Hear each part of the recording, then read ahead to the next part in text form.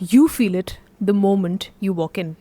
The pile on the chair, the open drawer, the bag that's been lying there for 3 days straight. Something in your chest tightens. And he walks past that same pile and feels absolutely nothing.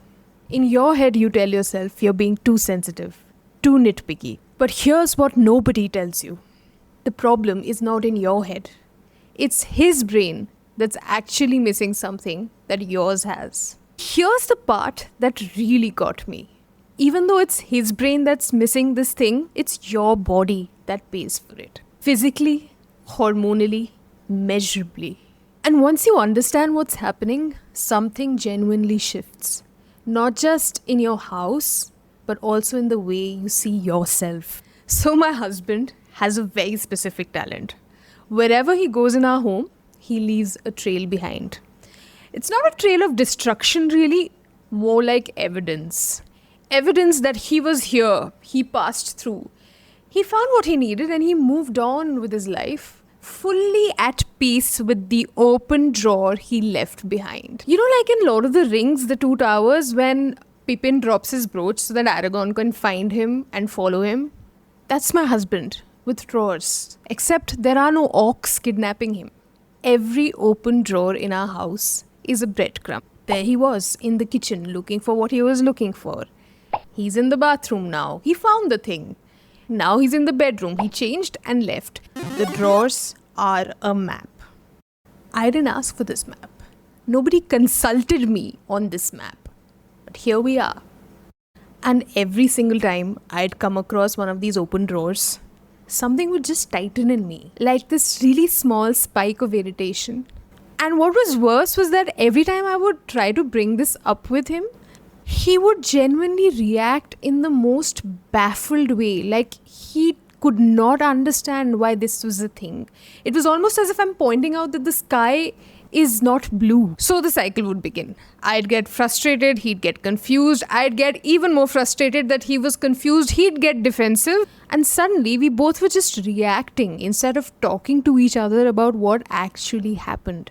By the way, if your partner has a version of this open drawer thing, please tell me. I genuinely want to know, because I'd like to believe I'm not alone in this. But here's the thing, it was never really about the drawers.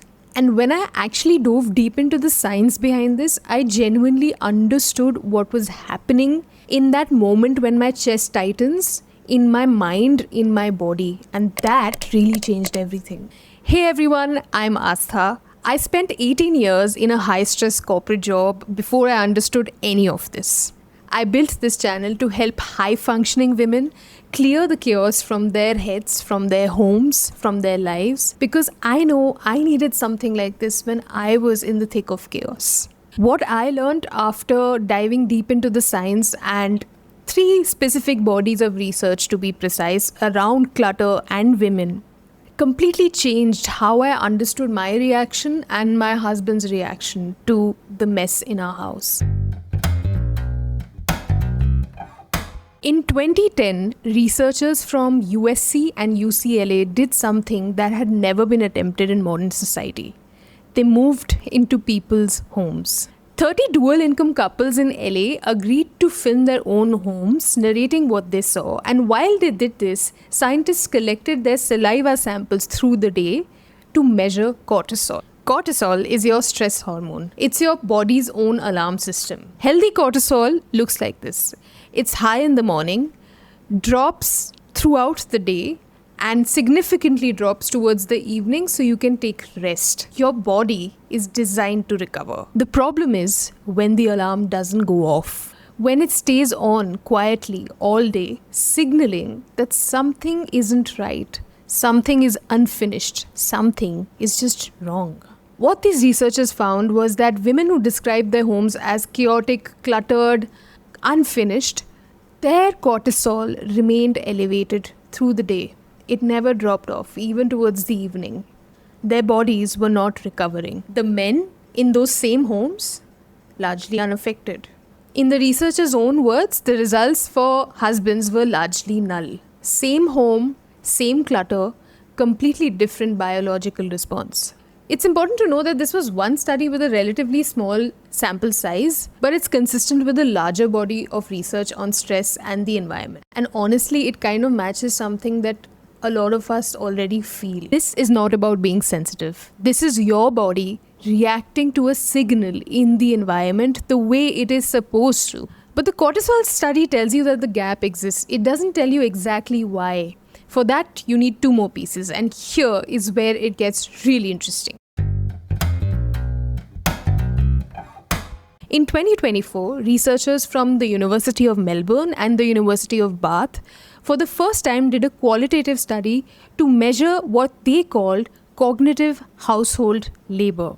Not the physical act of running a home, but the thinking work that happens before it. The noticing that the faucet is leaking, the remembering of the doctor's appointment, the planning of who does what, when and how.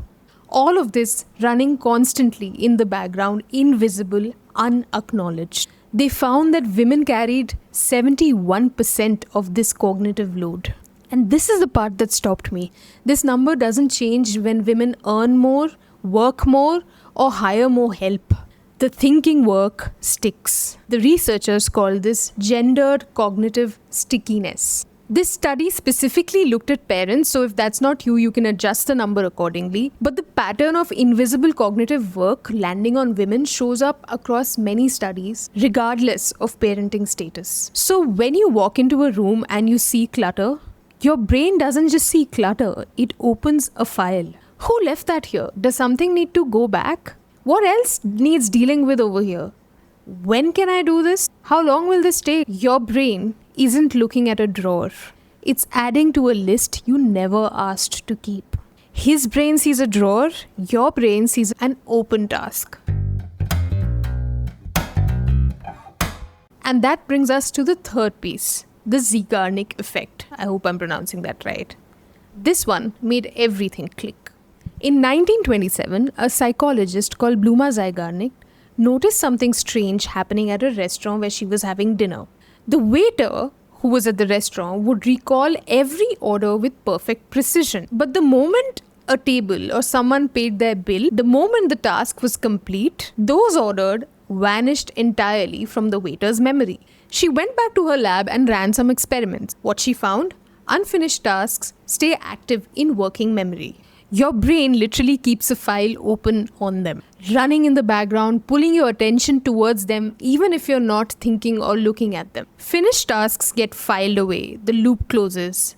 Unfinished tasks, the loop stays open indefinitely. The Zeigarnik effect is real, but it's not the same for everyone. People can feel it differently at different times. But if you're someone who's laid awake at night thinking about open loops and unfinished tasks, you probably know which one you are. Now, let's put all the 3 pieces together. Your brain, wired by conditioning and by the invisible weight of cognitive work, processes clutter as an unfinished task. Every drawer, every pile, every bag from that trip you had 5 months ago is an open loop that doesn't close, and your cortisol stays elevated because of it. 3 bodies of research all pointing to the same thing. This is not a personality flaw. This is biology. And when I finally understood it, like really understood it, the whole thing changed.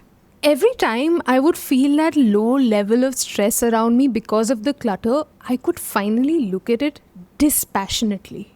It was almost like I could feel what I was feeling inside, but I could take it out of my body and observe it, like picking something up.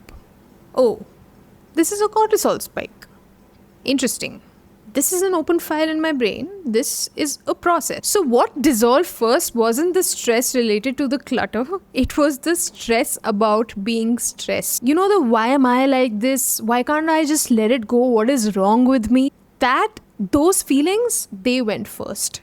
And once that layer went, I could respond instead of react. I see the open drawer. I take a breath. I name it. This is a cortisol spike. This is an open file. I know what this is. And then I decide what to do with it instead of drowning in it. Then I showed my husband the study. His first reaction? Genuine amusement. About 30% sincere, but 70% politely unconvinced. Which, fair. But something happened the next week when this information marinated inside of him. Because this was science, it wasn't me saying you don't care about the house. It was a peer-reviewed study, and that is hard to argue with. He did get more aware. I want to say considerate, but it was more like newly informed. And now when there's too much mess on the dining table, he claims he's stressed by it too. So now you know what's going on. You know why mess costs you more than it costs him. But understanding the science is only half of it. The question is, what do you do with this? Here are 3 things you can do to regulate your stress levels. 1.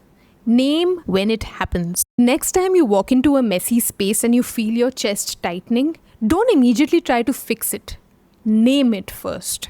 My cortisol is spiking. This is an open file. This is a stress response. That single act of naming is the gap between reacting and responding. The moment you label the thing that's happening in your body, it starts to lose its grip on you. 2. Have a conversation with the science, not with your frustration. If this is a regular friction point with your partner, stop having the conversation where you explain why the mess bothers you.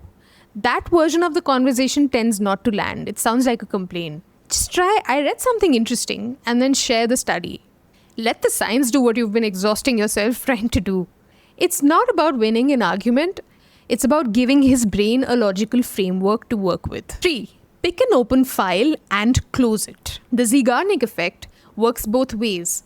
Every open file is stress. Every closed file is relief. Pick the one thing your brain keeps returning to. That chair, that pile, that corner. Close just that loop. Not because tidy is the goal, it's because your brain has been carrying this open file and you deserve to close it and feel some of the relief. One closed file, that's it. Just start there.